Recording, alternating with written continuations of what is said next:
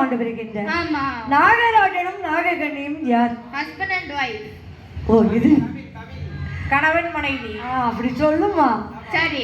கணவனும் மனைவியும். ஆமா. அவர்கள் இரண்டு பேர்களுக்கும் திருமணமாகி அதிக நாட்கள் ஆகிய ஒரு குழந்தை இல்லாத காரணத்தினால் பார்த்தால் நாககண்ணி பெண்ணாகப்பட்டவள். நாகராஜனை பார்த்து என்ன சொல்கின்றார்?